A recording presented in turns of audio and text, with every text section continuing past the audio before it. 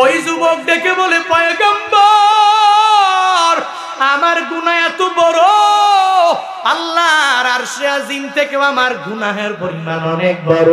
যখন নবীকে এই কথা জানায়া দেয়, নবীকে বলার পরে নবী বলে, তোমার গুনার কি হালাত, আর কেমন পরিমাণে এই গুনাহ, যেই গুনাহে তুমি কুফরিও করলা না, শিরকও করলা না, হত্যাও করলা না, আবার বলো আল্লাহর আরশ থেকে বড়, আসমান জমিনের চাইতেও তোমার গুনাহের পরিমাণ বড়। ওই যুবক বলে, ও পয়গম্বর, এত বড় বড় অপরাধ আমি করেছি। বলে, এই এলাকার মধ্যে যতগুলো মানুষ মারা যায়, মারা যাওয়ার পরে যখন লাশগুলো দাফন করে দেয়, আমি কবর খনন করে করে ওই কবর থেকে লাশ থেকে আমি কাফন চুরি করি, এরপরে এনে এনে বিক্রি করি, আর এগুলা দিয়ে আমার নিজের জীবিকা নির্বাহ করি। এটাই আমার কাজ। সাথে সাথে যারা এই কবরের মধ্যে চলে যাবে, দাফন করার পর আমার একটু পরিমাণ ভয় আসে না। আমি কবরের মধ্যে দৌড়াইয়া ওই কবরটাকে খনন করে কাফনটা উঠে নিয়ে চলে আসি, আর ওই লাশটারে উলঙ্গ কবরের মধ্যে ফালাইয়া দিয়া চলে আসি। কিন্তু ও পয়গম্বর, আজ থেকে কয়েকদিন আগে আমি যখন কবরে যাই, ওই কবরে যাওয়ার পরে আমি দেখি ওই কবরের মধ্যে এক যুবতী মহিলার লাশ। ওই লাশটাকে দেখে দেখে আমি যখন কাফনটা ওই যুবতী মহিলা থেকে বের করে ফেললাম, দেখলাম আমি যুবতী মহিলাটা দেখতে ভারী সুন্দরী। আমি এবার মনে মনে মনে মনে চিন্তা করলাম, শয়তানের প্ররোচনার ফাঁদের মধ্যে বাঁধিয়া আমি এই মহিলাটাকে এই জায়গায় জেনার কাজের মধ্যে আমি লিপ্ত হয়ে যাব। আমি কবরের মধ্যে আমি আমার খায়েশ মেটানোর জন্য শয়তানের প্ররোচনায় পড়ে ওই যুবতী মহিলার সাথে ওই জায়গায় খারাপ কাজে লিপ্ত হয়ে গেলাম। আমি আমার কাজ শেষ করার পরে যখন আমি কবর থেকে কাফন নিয়ে উঠে আসবো, ওইমনি দেখি গাইবি আওয়াজ, কে যেন আমায় বলে, হে যুবক, তুমি কই যাও? আমার মনে হয় ওই মহিলাটা আমাকে জানায়া দিল, যুবক ভাই আমার, তুমি কই যাও? এতগুলো লাশের মিছিলের মধ্যে তুমি আমারে উলঙ্গ করে করে, নাপাক করে করে তুমি কোন জায়গায় দৌড়াও? একদিন কি এই কবরের মধ্যে তুমি আসবা না? একদিন কি কবরের ঘাটিতে তোমার পড়তে হবে না? একদিন কি তুমিও কবরের মধ্যে দাফন হবে না? ও যুবক রে, কাল হাসরের ময়দানে তুই আল্লাহর কাছে কি জবাব দিবা? আমি তো আল্লাহর দরবারে নাপাক হালাতে উঠবো। আমার পরিবারের লোকেরা আমাকে কত সুন্দর করে করে করে করে আমাকে পাক বানাইয়া, আমাকে জীবনের শেষ গোসল দিয়া এই কবরের মধ্যে আমাকে রেখে রেখে চলে গেল। কিন্তু তুই আমার কাফনটাও নিয়ে গেলা, আবার আমার নাপাক হালাতের মধ্যে রেখে রেখে চলে গেল। ওই যুবক, তোর অন্তরের মধ্যে কি আমার আল্লাহর ভয় নাই? যুবক ডেকে বলে, পয়গম্বর, ওই কথাটা শোনার পরে আমি চিন্তা ভাবনা করতে লাগলাম, আমি অন্যায় করেছি, আমি অনেক বড় অপরাধ করে ফেলেছি। আমার আল্লাহ আমাকে ক্ষমা করবে কি করবে না আমার জানা নাই। এজন্য চোখের পানি ফালায়া ফালায়া কান্না করি। নবী আমার বলে, ও যুবক, এত বড় গুনাহ কি মানুষ করতে পারে? এত বড় অন্যায় কি মানুষের দ্বারা সম্ভব? এত বড় অন্যায় কি একটা ব্যক্তি করতে জানে? ও যুবক রে, তুই এত বড় গুনাহটা কেমনে করতে পারলা? এই কথা বলতে দেরি হয়। যুবক বলে, না না, মনে হয় আমার আল্লাহ আমারে ক্ষমা করবে না। নবীর দরবার থেকে দৌড়াইয়া রওনা হয়ে গেলেন। যাইয়া যাইয়া একটা পাহাড়ের চূড়ার মধ্যে দাঁড়াইয়া আমার আল্লাহকে ডাক দেয়, হে মালিক, আমি এত গুনাহ করেছি, এত বড় অপরাধ আমার দ্বারা হয়ে গেল। হে মালিক, আমার গুনাহ কত বড় তোমার জানা আছে রে আল্লাহ। তবে আমার গুনার চাইতেও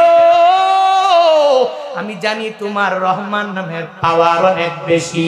আমার গুনার চাইতেও তোমার দয়ালু নামের পাওয়ার অনেক বেশি। আল্লাহ গো, তুমি যদি আমারে ক্ষমা করে দাও, তোমার কোনো ক্ষতি হবে না। ওই পাহাড়ের চূড়ায় দাঁড়াইয়া সাইয়্যিদুল ইস্তিগফার নামে একটা ইস্তিগফার আছে, সেই ইস্তিগফার আমার মাওলার কাছে বড় দামি। আল্লাহুম্মা আনতা রাব্বি লা ইলাহা ইল্লা আনতা খলাকতানি وأنا عبدك وأنا على عهدك ووعدك ما استطعت أعوذ بك من شر ما صنعت أبوء لك بنعمتك علي وأبوء لك بذنبي فاغفر لي فإنه لا يغفر الذنوب إلا أنت সাইয়্যিদুল ইস্তিগফার যেই জায়গায় নিচেকে ছোট মনে করা আল্লাহকে এমন পরিমাণ বড় করে করে আল্লাহকে গফফার নামের খেতাব দেওয়া হয় আল্লাহকে ওই জায়গায় বলা হয় হে মালিক আমি তোমার গোলাম তুমি হলো আমার আল্লাহ আমি জানি আমি গুনাহগার তবে গুনাহ আমার তুমি ক্ষমা করতে পারো 40 দিন পর্যন্ত যুবক ওই পাহাড়ের চূড়ায় দাঁড়াইয়া মাওলার দরবারে কান্না করে আর আমার আল্লাহর কাছে বলে ও মালিক এত বড় গুনাহ আমি করলাম এত বড় অপরাধ করলাম তুমি আমাকে maaf করো 40 দিন পর্যন্ত একটানা আমার মাওলার দরবারে কান্নাকাটি যখন আরম্ভ করে দিলেন আল্লাহর দরবারে তার কান্নাও বড় পছন্দ হয়ে গেল ফায়াগফিরু লিমান ইয়াশা ওয়ায়ুআযযিবু মান ইয়াশা আল্লাহ পাক চাইলেই ক্ষমা করতে পারে আবার আযাবে গ্রেফতার করতে পারে ওই যুবকের কান্না আমার আল্লাহর কাছে বড় পছন্দ হয়ে গেল আমার আল্লাহর কাছে ভারী পছন্দ হয়ে গেল আল্লাহ বলে জিবরাইল যাও আমার নবীর কাছে তুমি চলে যাও ওই নবীকে গিয়া বলে দাও ওই নবীকে দুইটা প্রশ্ন করে এরপরে তার ক্ষমার ব্যাপারে জানায়া দাও জিবরাইল আসলেন আর মদিনাওয়ালা নবীর সামনে হাজির হয়ে গেলেন আর আমার মদিনাওয়ালা নবীরে বলতে লাগলেন ও পয়গম্বর আমার এ বিশাল আসমান আর জমিন কে বানাইছে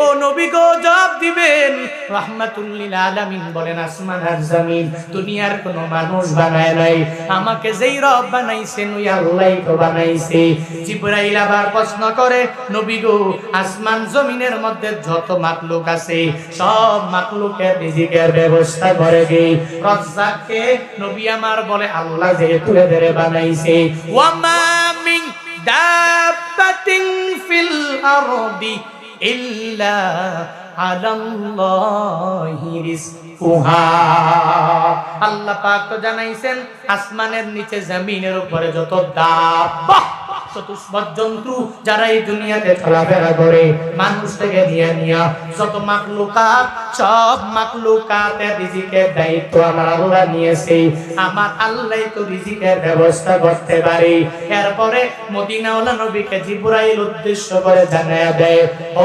পয়গম্বর যে আল্লাহ আসমানের মালিক যে আল্লাহ জমিনের মালিক আমার যে আল্লাহ সবার জাত আবার রিজিকের ব্যবস্থাও আল্লাহ করেন ওই আল্লাহ কি তার একটা বান্দার গুনাহকে ক্ষমা করতে পারে না নবী আমার বলেন পারে কারণ ফায়াগফিরু লিমান ইয়াশা ওয়া ইউআযযিবু মান ইয়াশা আল্লাহ পাক চাইলেই ক্ষমা করে দিতে পারে আবার আযাব দিয়া দিতে পারে সব ক্ষমতা আমার মাওলার হাতে জিবরাইল বলে ও পয়গম্বর একজন সাহাবী আপনি পাঠাবেন ওই পাহাড়ের চূড়া থেকে ওই যুবকের দয়া জানায়া দিবে যেই সাহাবীটা দয়া বলে দিবে এই সাহাবী পাঠায়া দিলেন নবী ওই পাহাড়ের চূড়ার মধ্যে যুবকের দরবারে ওই যুবকের কাছে যাওয়ার পরে সাহাবীর মাধ্যমে নবী খবর পাঠায়া দিলেন জিবরাইলের মাধ্যমে আমার নবী জানতে পারলেন চলে গেলেন যুবকের কাছে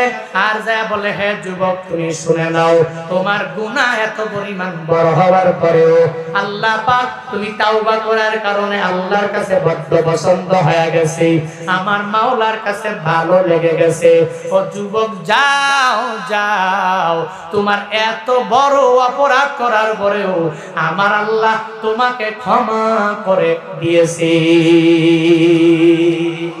या इलाही तो मेरा गफ्फार है या इलाही तो मेरा सत्तार है या इलाही तो मेरा माबूद है या इलाही तो मेरा माशूक है या इलाही तो मेरा हन्नान है या इलाही तो मेरा मन्नानो है लिल्लाहि मा फिस समावाति व मा फिल अर्द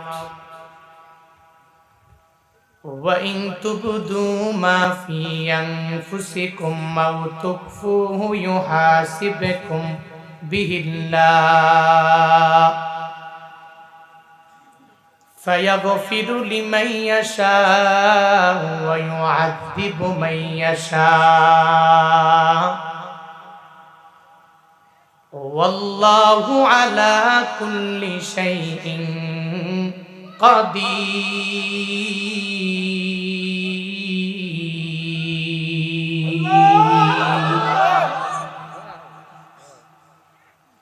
আল্লাহ বলেন, হ্যাঁ মানুষ, আসমানের নিচে জমিনের উপরে যা কিছু আছে সব কিছুর মালিক হলাম আমি আল্লাহ। এভরিথিং ফর আল্লাহ, আল্লাহর জন্য সব, আল্লাহর জন্য আসমান, আল্লাহর জন্য জমিন, আল্লাহর জন্য আমি, আল্লাহর জন্য আপনি, আল্লাহর জন্য পৃথিবী সব মানে আমার আল্লাহ বানালেন। আমাকে যে আল্লাহ বানাইছেন আমার মায়েরও সেই আল্লাহই বানালেন। আমার যে আল্লাহ বানাইছেন আমার বাবারেও ওই আল্লাহই তো বানাইলেন। আবার আসমানটা দুনিয়ার কোনো বিজ্ঞানী বানায় নাই। সব চোখে যা দেখি আর না দেখি সব আমার আল্লাহ বানালেন। আল্লাহ পাক কালামুল্লাহ শরীফে বিভিন্ন জায়গার মধ্যে নিজের পরিচয় দিতে গিয়ে আল্লাহ জানায়া দিলেন, হ্যাঁ মানুষ, আসমান আর জমিন সব কিছু আমি আল্লাহ বানালাম। আবার আসমানের নিচে যা, জমিনের উপরে যা, সব কিছু আমি আল্লাহ বানালাম। আমি নিজের বানানো, বানাইতে যাইয়া দুনিয়ার কোনো লেবার লাগে নাই, কোনো বিজ্ঞানীর পরামর্শ লাগে নাই। আল্লাহ পাক পৃথিবীর কোনো মহাবিজ্ঞানীকে বলে নাই, হে বিজ্ঞানী, give me your good advice, তুমি আমাকে তোমার ভালো উপদেশ তুমি আমারে দাও। আসমান কেমনে বানাবো তুমি আমার একটা উপদেশ দিয়া দাও। জমিনটারে কেমনে বানানো লাগবে তুমি আমার একটা উপদেশ দিয়া দাও। একটা মানুষকে কেমনে বানানো লাগবে তুমি আমায় উপদেশ দিয়া দাও। কান কোথায় দেওয়া লাগবে, অথবা নাক কোথায় দেওয়া লাগবে, অথবা দুইটা চক্ষু কোথায় দেওয়া লাগবে। এই বান্দাকে যে আমার আল্লাহ এত সুন্দর করে বানালেন, আল্লাহ পাক মায়া করে করে করে আসমান বানালেন, জমিন বানালেন, তোমারে বানালেন, আমারে বানালেন। এই সব কিছু আমার আল্লাহ কারো কাছ থেকে অ্যাডভাইস নিয়ে বানায় নাই। আল্লাহ পাক বলেন, আমি আল্লাহর সব কর্তৃত্ব আমার, সব নেতৃত্ব হলো আমার। আসমান আমি আল্লাহ বানাইছি, জমিনও আমি আল্লাহ বানালাম, বান্দা তুরেও আমি আল্লাহ বানালাম, তোর মা বাবাকেও আমি আল্লাহ বানালাম। এর মানে হলো পৃথিবীতে দুই চোখের মাধ্যমে আমি যা দেখলাম অথবা যা দেখতে পারি না সব কিছু বানাইছেন একজন। চিল্লা বলো তার নাম। ইয়া ইলাহি তো মেরা মালিক হায়, या इलाही तो मेरा खालिक है, या इलाही मी को नद शम्सो कमार, या इलाही मी को नद शजरो हजार, या इलाही मी को नद अर्दो समा, या इलाही मी को नद আল্লাহ পাক বলেন, বিশাল আসমান আমি আল্লাহ বানাইছি, জমিন আমি আল্লাহ বানাইছি। আসমান জমিনে যা আছে সব আমি আল্লাহ নিজেই বানালাম। কোন বিজ্ঞানীর কাছে আমি আল্লাহ যাওয়া লাগে নাই, দুনিয়ার কোন নবীর কাছ থেকে আমি আল্লাহর অ্যাডভাইস নেওয়া লাগে নাই। সবাইকে তো আমি আল্লাহ বানালাম, এটাই আল্লাহ জানায়া দেয়। এভরিথিং ফর আল্লাহ, লিল্লাহি মা ফিস সামাওয়াতি ওয়া মা ফিল আরদ। আসমান জমিনের মাঝে সব কিছু আমার আল্লাহর জন্য, মানে আল্লাহ বানাইলেন। এজন্য সব কিছুর কর্তৃত্ব তো আমার আল্লাহর, ক্ষমতাও আমার আল্লাহর, পাওয়ারও এমন পরিমাণ আমার আল্লাহর। বান্দা তোমার মনের মধ্যে তুমি যা প্রকাশ করো অথবা মনের মধ্যে যা তুমি গোপন করে নাও, এই সব ব্যাপারে আল্লাহর দরবারে একদিন হিসাব দেওয়া লাগবে। আল্লাহ পাক জানায়া দিলেন, ওয়াইন তুবদু মা ফি আনফুসিকুম আও তুখফুহু ইউহাসিবকুম বিহিল্লাহ। আল্লাহ পাক বলেন, এর মানুষ তুই যা গোপন করো আর যা প্রকাশ করো, তোর মনের মধ্যে যা আছে সব ব্যাপারে আমি আল্লাহর কাছে হিসাব দেওয়া লাগবে। ইউহাসিবকুম বিহিল্লাহ, আল্লাহ পাক হাশরের ময়দানে তোমার আমার কাছ থেকে হিসাব নিয়ে নিবে। এটা আল্লাহ পাকের ঘোষণা। এই আয়াত যখন নবীর উপরে নাজিল হয়ে যায়, রাহমাতুল লিল আলামিন যখন সাহাবায়ে কেরামদেরকে পাঠ করে শোনালেন, সাহাবায়ে কেরাম চোখ দিয়া টপ টপ করে বেয়ে বেয়ে পানি পড়ে। সাহাবায়ে কেরাম বলে, ও পয়গম্বর, আল্লাহ পাক যে জানিয়ে দিলেন আমরা আমাদের মনের মধ্যে যা গোপন রাখি এই ব্যাপারেও আমার আল্লাহকে জবাব দেওয়া লাগবে, আবার যা আমরা প্রকাশ করি আল্লাহর কাছে জবাব দেওয়া লাগবে। আল্লাহ যে এই কথা জানালেন, আমরা তো উপর দিয়ে নামাজ পড়ি, রোজা রাখি, আমরা নেক আমল করি, আমরা দুরূদ শরীফ পড়ি, আমরা নবী আপনার সুন্নাত মেনে মেনে চলার চেষ্টা করি, এটা তো আমাদের উপর দিয়ে এটার হিসাব আমার আল্লাহ নিবেন। কাল হাশরের ময়দানে এই নামাজ রোজা নেক আমল দিয়া জান্নাতে যাওয়া যাবে, কোনো অসুবিধা হবে না। যদি আল্লাহ যদি ধরে বলে তোর মনের মধ্যে যা আছে আমি আল্লাহকে আজ হিসাব দাও, ও পয়গম্বর, যদিও আমরা নামাজ পড়ি আমাদের মনে শয়তানের প্ররোচনা, আমরা নামাজের মধ্যে দৌড়াই, কিন্তু শয়তানের প্ররোচনার ফাঁদের মধ্যে পড়িয়া পড়িয়া মাঝে মাঝে আমাদের মনটা অন্যায় কাজে যেতে যায়। আল্লাহ পাক যদি হাশরের ময়দানে এই মনের ব্যাপারে যদি জিগায়, হে মন তুই আমারে জবাব দাও, মন দিয়া যা ভেবেছো এই ব্যাপারে হিসাব দেওয়া লাগবে। ও নবী গো, হাশরের ময়দানে এই মনের ব্যাপারে হিসাব দিতে পারবো না, আল্লাহর জান্নাতে যাওয়া আমাদের জন্য পসিবল হবে না। নবী আমার বলেন, হে সাহাবায়ে কেরাম, না না, আল্লাহ পাক জানাইছেন, লা ইউকাল্লিফুল্লাহ নাফসান ইল্লা উসাহা। আল্লাহ পাক তো জানাইছেন হাশরের ময়দানে ওই বান্দার হিসাব নিবে। এরপরে আয়াতাংশের মাধ্যমে আল্লাহ এই আয়াতটাকে মানসুখ করে দিলেন, মানে হুকুমটাকে রহিত করে জানায়া দিলেন, তুই দুনিয়াতে তুমি যা কাজ করবা ওই কাজের ব্যাপারে হিসাব দেওয়া লাগবে, মনের মধ্যে কি চলে এই ব্যাপারে হিসাব দেওয়া লাগবে না। মানে মনে যা চলে এটাকে কাজে পরিণত করা লাগবে, মনের মধ্যে যা চলে এরপরে তোমার এই কাজটাকে তুমি মুখ দিয়া বের করা লাগবে। আল্লাহ পাক জানায়া দিলেন, লা ইউকাল্লিফুল্লাহু নাফসান ইল্লা উসাহা। কাল হাশরের ময়দানে কোন বান্দাকে এমন ভাবে চাপাইয়া দেওয়া হবে না, আর নফসের দিকে লক্ষ্য করে করে তার মনের ব্যাপারে হিসাব নেওয়া হবে না। এই মনের কথাটাকে আমার যেই বান্দাগুলো কাজেও পরিণত করে ফেলবে, মানে মনে মনে জেগে গেল আমার জেনা করতে মন চায়, যদি সে জেনার কাজের মধ্যে লিপ্ত হয়ে যায় এরপরে আল্লাহর কাছে হিসাব দেওয়া লাগবে। মনে জেগে গেল শয়তান আইসা প্ররোচনা দিয়া দিল, বান্দা তুই জেনার কাজের মধ্যে লিপ্ত হয়ে যাও। মাঝে মাঝে দেখবেন একা একা ঘরের মধ্যে ঘুমাইলে মনে অনেক অন্যায়ের কথা আসে, অনেক অপরাধের কথা অটোমেটিক্যালি চলে আসে। অসুবিধা নাই, শয়তান প্ররোচনা দিয়ে আপনারে গুনাহ করাইতে যায়। হে যুবকেরা, তুই যখন ওই একা রুমে ঘুমাও, এখনো তোর বিয়া করার বয়স হয় নাই, শয়তান যদি যা প্ররোচনা দেয়, হে যুবক রে যাও যাও, ওই পাশের এলাকায় একজনের জামাই থাকে প্রবাসী, ওই মহিলার সাথে খারাপ কাজ করলে কোনো অসুবিধা হবে না, তুই ধরাও পড়বি না, রাতের বেলা অন্যায় করলে দুনিয়ার কেউ দেখবে না। শয়তান অটোমেটিক্যালি প্ররোচনা দিতে লাগলো, প্রতারণা একটা ফাঁদের মধ্যে ফালানোর জন্য চেষ্টা করে। তোমার মনে যে চলে আসলো এই ব্যাপারে আমার মাওলার কাছে হিসাব দেওয়া লাগবে না, হা হা হা, যদি মনে আসার পরে কার্যে যদি পরিণত করে দাও তাহলে আমার মাওলার দরবারে হিসাব দেওয়া লাগবে। হাশরের ময়দানে আল্লাহ পাক জেনা করনেওয়ালার বিচার করবে কি করবে না? করবে না। আল্লাহ পাক হাসরের ময়দানে শয়তানের প্ররোচনার ফাঁদের মধ্যে পা দিল যারা, এদের ব্যাপারে আল্লাহ হাসরের ময়দানে বিচার করবে। আল্লাহ পাক এটাই জানায়া দেয়, ওয়া ইন তুবদু মা ফি আনফুসিকুম আও তুখফুহু ইউহাসিবকুম বিহিল্লাহ, তোমাদের অন্তর দিয়া যা তোমরা প্রকাশ করো অথবা গোপন করো আল্লাহর কাছে হিসাব দেওয়া লাগবে।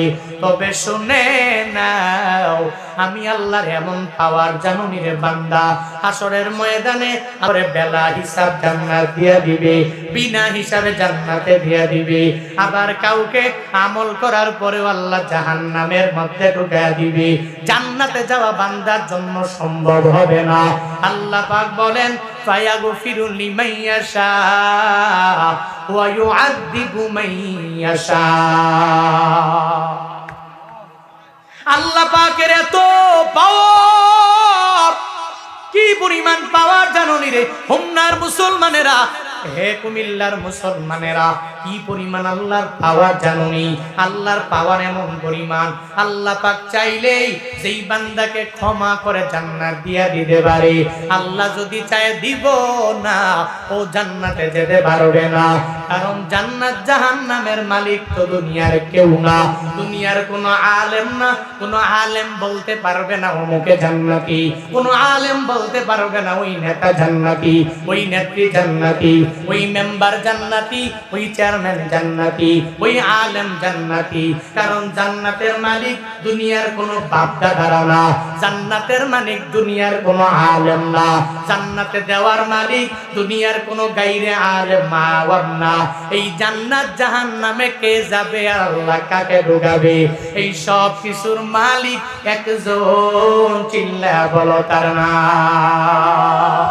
কিন্তু কি পরিমাণ কপাল পুড়ে গেল বাংলাদেশের উলামায়ে কেরামের মাঝে।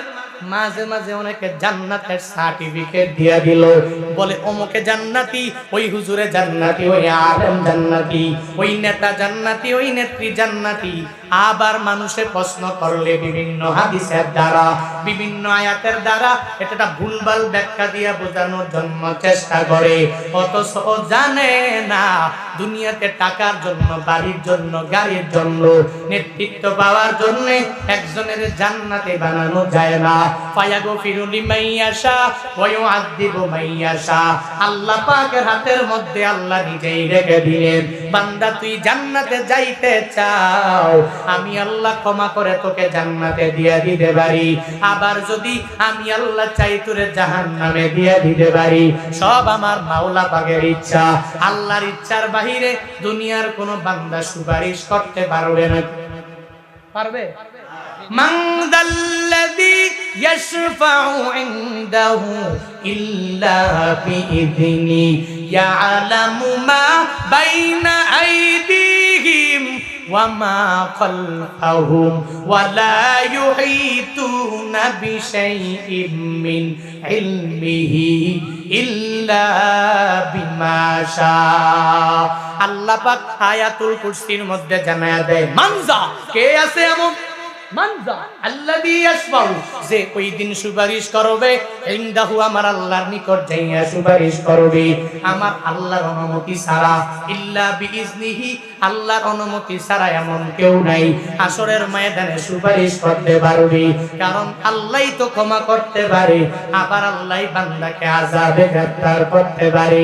এজন্য তো বারবার উলামায়ে কেরাম তোমাদেরকে জানায়, আম্বিয়া আলাইহিমুস সালাতু ওয়াস সালামেরা জানায়, ওই আল্লাহর পুরা ভিতরে আল্লাহর পুরা সত্তাটাই হলো দয়া দ্বারা ভরা, আল্লাহর পুরা সত্তাটাই হলো মায়া দ্বারা ভরা, আল্লাহ পাকের পুরা কুদরতি মনটা মায়া দ্বারা ভরা।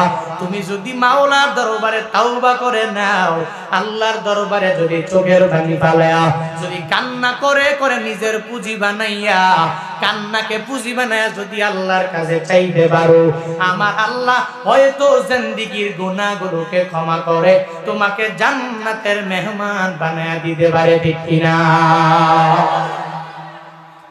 আল্লাহ এমন পরিমাণ পাওয়ার আল্লাহ দিতে পারে, আবার নাও দিতে পারে। পাওয়ার নাই? হ্যাঁ, কাউকে জিজ্ঞেস করা লাগবে না, কাউকে জিজ্ঞাসা করা লাগবে না। জান্নাতে কে যাবে, আবার জাহান্নামের মধ্যে কে ঢুকবে, সব ব্যাপারে আমার আল্লাহ জানেন। আল্লাহ চাইলেই মাফ করবে, আবার আল্লাহ চাইলেই বান্দাকে ক্ষমা করবে না। ওই যে ক্ষমা করার বিভিন্ন ঘটনা বিভিন্ন উলামায়ে কেরাম বলি, আপনারাও তো জানেন, এত বড় বড় দুনিয়ার গুনাহ করনেওয়ালা যাদেরকে আল্লাহ মাফ করে দিয়ে দিলেন, আবার ক্ষমা করে জান্নাতের সার্টিফিকেট ওদেরকে দিয়ে দিলেন। ইসলামের দ্বিতীয় খলিফা উমর নবীকে মারার জন্য তরবারি নিয়ে হাজির হয়ে যায়। নবীকে মারবে, আমার নবীর দেহ থেকে গর্দানটাকে আলাদা করে দিবে। দৌড়াইয়া আসলো, নবীর হাতে কালিমা পড়ে মুসলমান হইয়া আবার নিজেই দুনিয়াতে জান্নাতের সার্টিফিকেট পাওয়া গেলে। আল্লাহ বলেন, হ্যাঁ গোলাম, আমি আল্লাহ চাইলেই মাফ করে দিতে পারি। সব ক্ষমতা আমি আল্লাহর হাতে, দুনিয়ার কোন বান্দার হাতের মধ্যে দেই নাই। মাঝে মাঝে হিদায়াত নামক দৌলত দিয়া দিব, আবার মাঝে মাঝে দিব না। সব ক্ষমতা কার হাতে? আরো জোরে বলেন, আল্লাহর হাতে। হযরত ওমর ফারুক আযম নবীর দরবারে যাওয়ার জন্য রওনা করলেন। প্রতিমধ্যে যাওয়ার পরে এক আল্লাহর বান্দার সাথে মোলাকাত হয়ে গেল। ওই ব্যক্তিটা মাটির মধ্যে গড়াগড়ি করে, হামাগুড়ি দিয়া চোখের পানি ফেলায় কান্না করে। ওমরে ফারুক আযম তাকে দেখেন, নিজেও চোখের পানি ফেলায়। মাঝে মাঝে দেখবেন কারো চোখের পানি দেখলে আপনারও চোখের পানি চলে আসে। মাজলুমের চোখের পানি আপনার চোখের মধ্যে অটোমেটিক পানি ঝরায়। ওই যে ফিলিস্তিনের মুসলমানেরা যারা এত পরিমাণ আঘাত পাইয়া এরা তাজা রক্তগুলো জমিনে বিলীন করে দেয়, আবার এদের চোখ দিয়া যখন পানিগুলো ঝরে, এদের মা হারাইয়া, বাবা হারাইয়া, এদের সব হারাইয়া এরা যখন চোখের পানি ফালায়া ফালায়া কান্না করে, টেলিগ্রামে ভিডিও দেখলে তখন তো চোখের পানিগুলো নিজেরাও ধরে রাখতে পারি না। আপনারাও যারা টেলিগ্রামে ওই ফিলিস্তিনের ভিডিওগুলো দেখেন, এরাও তো আপনারাও তো চোখের পানি ধরে রাখতে পারেন না। এর কারণ কি? বলে আরেকজন ব্যক্তির কান্না দেখে নিজেরও কান্না চলে আসে। পাশের বাড়ির একটা প্রতিবেশী, ওই প্রতিবেশী হঠাৎ করে দুনিয়ায় নাই। আপনি গেলেন তার বাড়িতে যাওয়ার পরে চোখের পানি দেখে দেখেই আপনিও কান্না ধরে রাখতে পারেন না, আপনার চোখ দিয়েও পানি চলে আসে। মাঝে মাঝে কান্নারে তো ভাব, আপনি কান্না ধরে রাখা সম্ভব হবে না। ওমরে ফারুক আযম এত গরম সাহাবী হওয়ার পরেও ওই ব্যক্তির চোখের পানি দেখে নিজেও চোখ দিয়ে পানি বের করে ফেললো। ওমরে ফারুক আযম ওই যুবকের জিগায়, যুবক তুমি কান্না করো কেন? কি অপরাধ তুমি করলা? আবার কোন বিপদের মধ্যে নাকি পড়ে গেলা? ওই যুবক বলে, হে ওমর, না না, আমি এত বড় গুনাহ করেছি, যেই গুনাহ করার কারণে আমি চোখের পানি ফালায়া ফালায়া কান্না করি। আমার গুনাহ এত পরিমাণ বড়, আমার আল্লাহ ক্ষমা করবে কি করবে না আমার জানা নাই। ওমর চোখের পানি মুছতে মুছতে মসজিদে নববীতে নবীর দরবারে হাজির হয়ে যায়। নবী বলে, উমর, তুমি তো কান্না করার মানুষ না, এত পরিমাণ রাগ তোমার, কিন্তু চোখের পানি ফালায়া কেন কান্না করো? উমরকে জিজ্ঞাসা করার পরে উমর জানায় দেয়, ও পয়গম্বর, ওই রাস্তা দিয়ে আসার সময় একজন যুবককে দেখলাম, সেই যুবক চোখের পানি ফালায়া ফালায়া কান্না করে। কেন কান্না করে রে? বলে কান্না করে সে নাকি বড় গুনাহ করে ফেলেছে, এই ভয়ে চোখের পানি ফালায়া কান্না করে। নবী আমার বলে, ওমর যাও, যায় ওই ব্যক্তিটাকে আমার দরবারে হাজির করে দাও। চলে গেলেন ওমরে ফারুক আযম, আর ওই ব্যক্তিটাকে সঙ্গে করে লইয়া নবীর দরবারে এনে হাজির করে দিলেন। নবীর দরবারে আসার পরে নবী আমার বলে, হে যুবক, তুমি কান্না করো কেন? তোমার চোখ দিয়ে বেয়ে বেয়ে কেন পানি পড়ে? ওই যুবক আমার নবীরে বলে, ও পয়গম্বর, আমি আমার জিন্দেগিতে এত বড় গুনাহ করেছি, এত বড় গুনাহ করেছি যেই গুনাহ আমার আল্লাহ ক্ষমা করবে কি করবে না আমার জানা নাই, এজন্য চোখের পানি ফালায়া ফালায়া কান্না করি। নবী আমার বলেন, ও যুবক তোমার গুনাহ কি অনেক বড়? যুবক বলে হ্যাঁ অনেক বড়। বলে কি সেই গুনাহ? তুমি কি কুফরি করেছো নাকি? বলে না না। তুমি শিরক করেছো নাকি? বলে না না নবী। তাহলে কাউকে কতল করেছো? বলে নবী না, আমি কাউকে কতল করি নাই। তোমার গুনাহ কি আমার আল্লাহর আরশ থেকে অনেক পরিমাণ বড় নাকি? ওই যুবক ডেকে বলে, পয়গম্বর আমার গুনাহ এত বড়, আল্লাহর আরশে আজিম থেকে আমার গুনাহের পরিমাণ অনেক বড়। যখন নবীকে এই কথা জানায়া দেয়, নবীকে বলার পরে নবী বলে, তোমার গুনার কি হালাত আর কেমন পরিমাণে এই গুনাহ, যেই গুনাহে তুমি কুফরিও করলা না, শিরকও করলা না, হত্যাও করলা না, আবার বলো আল্লাহর আরশ থেকে বড়, আসমান জমিনের চাইতেও তোমার গুনাহের পরিমাণ বড়। ওই যুবক বলে, ও পয়গম্বর এত বড় বড় অপরাধ আমি করেছি। বলে এই এলাকার মধ্যে যতগুলো মানুষ মারা যায়, মারা যাওয়ার পরে যখন লাশগুলো দাফন করে দেয়, আমি কবর খনন করে করে ওই কবর থেকে লাশ থেকে আমি কাফন চুরি করি, এরপরে এনে এনে বিক্রি করি, আর এগুলা দিয়ে আমার নিজের জীবিকা নির্বাহ করি। এটাই আমার কাজ। সাথে সাথে যারা এই কবরের মধ্যে চলে যাবে, দাফন করার পর আমার একটু পরিমাণ ভয় আসে না।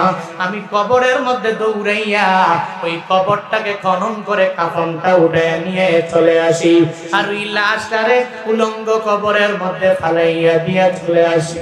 কিন্তু ও পয়গম্বর, আজ থেকে কয়েকদিন আগে আমি যখন কবরে যাই, ওই কবরে যাওয়ার পরে আমি দেখি ওই কবরের মধ্যে এক যুবতী মহিলার লাশ।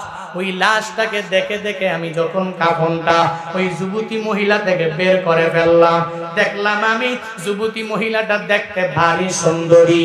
আমি এবার মনে মনে মনে মনে চিন্তা করলাম, শয়তানের প্ররোচনার ফাঁদের মধ্যে বাঁধিয়া আমি এই মহিলাটাকে এই জায়গায় জেনার কাজের মধ্যে আমি লিপ্ত হয়ে যাব। আমি কবরের মধ্যে আমি আমার খায়েশ মেটানোর জন্য শয়তানের প্ররোচনায় পড়ে ওই যুবতী মহিলার সাথে ওই জায়গায় খারাপ কাজে লিপ্ত হয়ে গেলাম।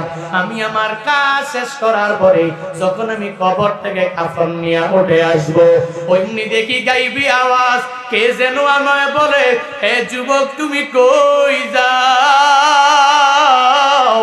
আমার মনে হয় ওই মহিলাটা আমাকে জানায়া দিল, যুবক ভাই আমার তুমি কই যাও? এতগুলো লাশের মিছিলের মধ্যে তুমি আমারে উলঙ্গ করে করে নাপাক করে করে তুমি কোন জায়গায় দৌড়াও? একদিন কি এই কবরের মধ্যে তুমি আসবা না? একদিন কি কবরের ঘাটিতে তোমার পড়তে হবে না? একদিন কি তুমিও কবরের মধ্যে দাফন হবে না? ও যুবক রে, কাল হাসরের ময়দানে তুই আল্লাহর কাছে কি জবাব দিবা? আমি তো আল্লাহর দরবারে নাপাক হালাতে উঠবো। আমার পরিবারের লোকেরা আমাকে কত সুন্দর করে করে করে করে আমাকে পাক বানাইয়া আমাকে জীবনের শেষ গোসল দিয়া এই কবরের মধ্যে আমাকে রেখে রেখে চলে গেল।